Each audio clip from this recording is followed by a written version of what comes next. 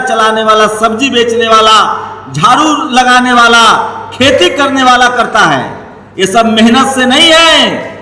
इन सब लोगों के जात का आदमी ऊपर बैठा हुआ है और वो बेईमानी करता है और उसका जात का आदमी बचाता है। इसीलिए बड़ी बड़ी बिल्डिंगें देखते हैं। इस देश में जिस दिन हर जाति और धर्म का आदमी चपरासी से लेकर चीफ जस्टिस तक, एसपी, डीएम, कलेक्टर बन जाएगा, उस दिन इस देश के सत्ता और संसाधन में हर आदमी को अधिकार मिलेगा।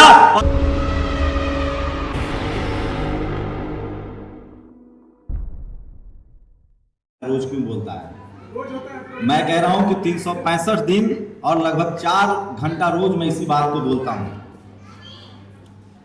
और यहां जितने जो हमारी माता और बहनें बैठी हुई हैं, अगर 2 मिनट आप मुझे ध्यान दिए तो मैं आपको अमीर होने का रास्ता बता सकता हूं। बस 2 मिनट आप अगर मेरी बात सुनेंगे तो आपके घर में इतनी धन संपत्ति आएगी कि आप रख नहीं पाएंगे। आपका बेटा कलेक्टर, एसपी, डीएम, अधिकारी, बिजनेसमैन बन जाएगा। तो सुनना है? हाथ उठाइए, सुनना है तो। मैं झूठ नहीं बोल रहा हूं, मैं सच बोल रहा हूं। आप मुझे 10 मिनट सुन लीजिए।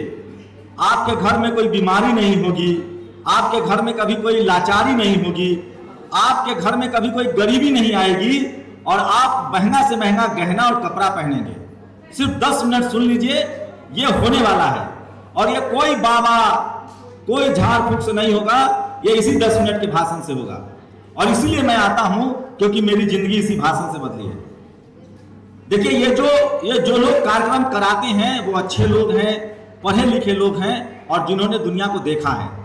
आप लोग जो आज गरीब हैं, लाचार हैं, बेबस हैं, उसकी ये वजह है कि इस देश में जो बगल में दिल्ली है और संसद है और वहां से जो सरकार चलती है, जो इस देश का एसपी है, डीएम है, कलेक्टर है, वो आपके समाज का नहीं है और इसीलिए वो आपके लिए कोई योजना नहीं बनाता है। आपके बच्चों के इलाज के लिए हॉस्पिटल नहीं बनाता है, वो आपके बच्चों के लिए नौकरी का इंतजाम नहीं करता है, वो आपके बच्चों के लिए स्कूल का इंतजाम नहीं करता है, वो आपके बच्चों के लिए पढ़ाई लिखाई का इंतजाम नहीं करता है। और ये देश में कुछ ऐसे भी लोग हैं जो रेप हो जाए, डकैती हो जाए, आपके यहाँ चोरी हो जाए, कोई मुसीबत हो जाए, यहां तक कि हत्या हो जाए तो आपका एफआईआर दर्ज नहीं होता है। आपका पुलिस दरोगा सुनता है? नहीं ना सुनता है। 5 किलो राशन भी आपको समय से मिलता है, गैस मिलता है समय से, बढ़िया पानी मिलता है, फ्री का दवाई मिलता है, 10-20 हजार रुपया महीना में कोई देने आता है। घर में कोई नौकरी चाकरी बढ़िया है जहां खूब पैसा है? क्यों नहीं है? इसीलिए नहीं है कि जिस समाज से आप हैं, आप दलित हैं, पिछड़े हैं, किसान हैं, आदिवासी हैं या अल्पसंख्यक समाज से हैं, आपके घर का कोई आदमी संसद भवन में और विधानसभा में नहीं बैठा हुआ है जो आपके दर्द को समझे। आपके समाज का आदमी कोई एसपी, डीएम, कलेक्टर नहीं है, कोई कर्मचारी नहीं है। और अगर है कोई इक्का दुक्का प्रोफेसर रतनलाल जी जैसा और वो लड़ना चाहता है तो उसको दबा दिया जाता है क्योंकि वो अकेले पड़ जाता है। और आपको जानकर हैरानी होगी कि आपके लोग, आपके समाज के लोग मंदिर में भी नहीं है, पुजारी भी नहीं है, ट्रस्टी भी नहीं है, इसलिए वहां भी आपका कृपा रुका हुआ है।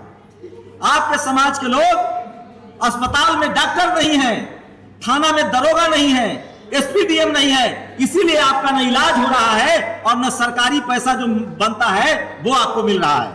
आपको लगता होगा कि जो दिल्ली में आप लोग रहते हैं ना, दिल्ली से हैं सब लोग, आपको लगता होगा कि ये दिल्ली में जो बड़े बड़े घर हैं, ये जो बड़ी बड़ी गाड़ियां हैं, ये जो बड़े बड़े अस्पताल हैं, ये सब आपको लग रहा है मेहनत के पैसा से है। अरे मेहनत तो इस देश में रिक्शा चलाने वाला, ठेला चलाने वाला, सब्जी बेचने वाला, झाड़ू लगाने वाला, खेती करने वाला करता है। ये सब मेहनत से नहीं है। इन सब लोगों के जात का आदमी ऊपर बैठा हुआ है और वो बेईमानी करता है और उसका जात का आदमी बचाता है।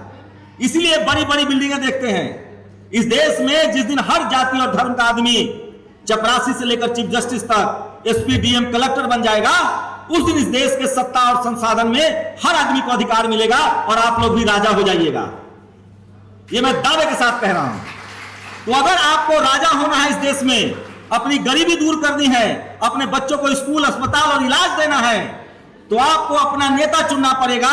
आपके समाज का पढ़ा लिखा आदमी जब सत्ता में जाएगा तब जाके आपके हक अधिकार की बात करेगा। कोई बाबा, कोई झाड़ फूक से आपको संपत्ति नहीं मिलने वाली है। संपत्ति का मालिक कौन है इस देश में?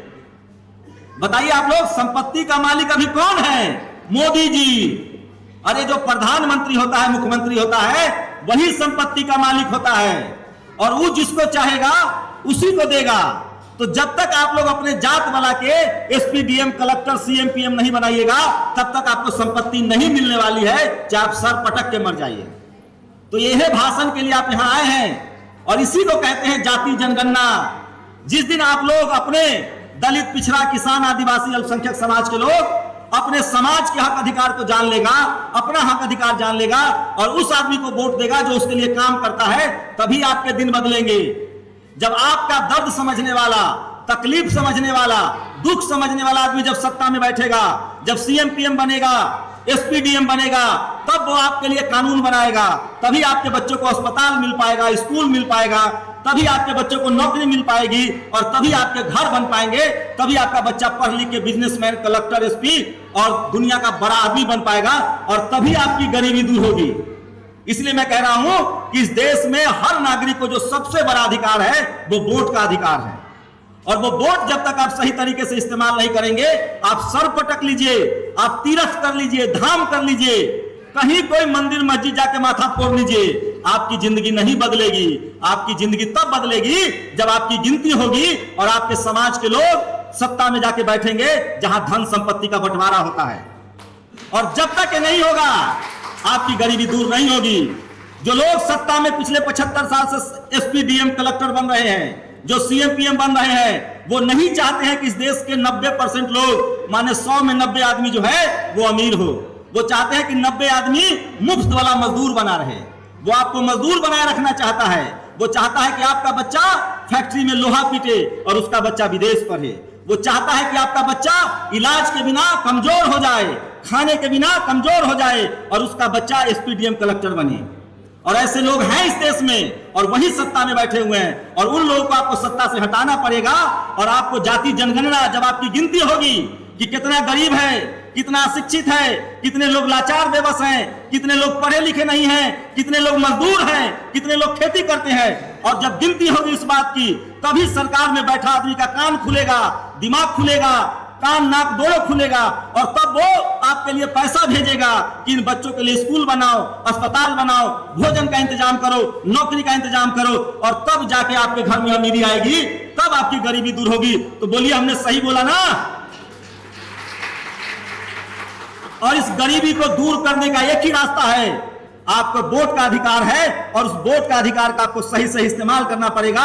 और जब तक सरकार नहीं समझेगी कि कौन गरीब है, कौन लाचार है, कौन बेबस है, और जब आपके समाज का आदमी वहां बैठा होगा, तभी जाकर आपको अधिकार मिलेगा। और इसीलिए जाति जनगणना जरूरी है। और जो लोग इस तरह के कार्यक्रम कराते हैं उनके लिए भी ताली बजाइए। और वो तमाम पढ़े लिखे अमीर लोग, MP, MLA, doctor, engineer, professor जो इस कार्यक्रम में आते हैं, जो भाषण देते हैं, उनके लिए भी ताली बजाइए, क्योंकि यही गरीबी से निकलने का रास्ता है।